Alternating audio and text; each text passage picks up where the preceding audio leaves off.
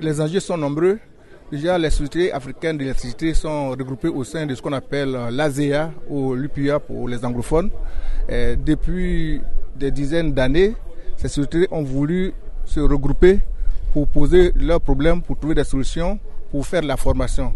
L'école que vous avez connue ici à Bingerville, Les Yeux, dont je suis issu, fait partie des choses que cette organisation a mises en place. Donc depuis toujours, les pays africains, à l'instar des pays européens, ont voulu faire en sorte que l'électricité circule facilement comme les hommes. C'est pour cela que nous avons organisé ces journées. Les problèmes sont multiples. Vous êtes consommateur d'électricité comme tout le monde. De temps en temps, vous voyez des coupures subites. Vous savez aussi que pour payer des factures, c'est un problème. Vous savez aussi qu'il y a des problèmes de délestage dans nos pays. Ce sont des problèmes qui se retrouvent seulement en Côte d'Ivoire. Vous allez au Mali, au Burkina, au Maroc, un peu partout, vous avez ces mêmes problèmes. Et ces problèmes, nous avons voulu les aborder sous l'angle africain parce que les pays comme la France, ils sont largement au-dessus de nos capacités.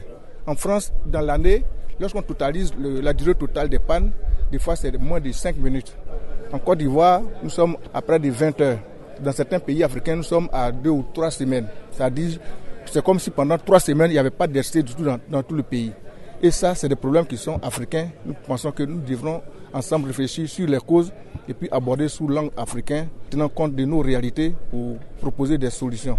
Bien sûr aussi en nous faisant accompagner par les entreprises qui fabriquent le matériel, qui ont la maîtrise de ces matériels, par les innovations qui sont faites ailleurs. On dit qu'il ne faut pas réinventer la roue. Les gens ont eu ce problème peut-être il y a 40 ans. Quand vous posez clairement le problème, ils vous donnent immédiatement une solution à vous d'adapter à votre réalité. Les énergies renouvelables s'imposent au monde entier. Déjà en Côte d'Ivoire, depuis des années, vous savez qu'on était dans les énergies renouvelables. Il fut un temps où on était à 70% de production hydraulique. L'hydraulique, c'est du renouvelable. C'est l'eau de pluie qui va faire tourner les machines à travers l'écoulement dans les barrages, etc.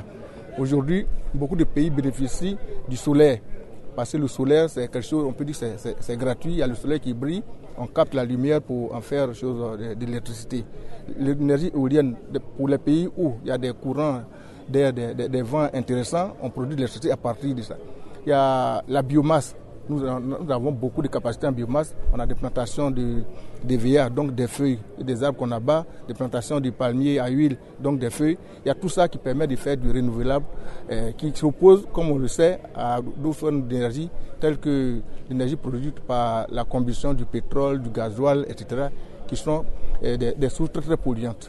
Donc c'est une source qui s'impose au monde entier, à l'Afrique. Aujourd'hui, on ne sent pas vraiment l'impact de la pollution. Mais pour vous qui avez vécu un peu dans les villages, quand vous rentrez sur Abidjan, vous sentez la différence.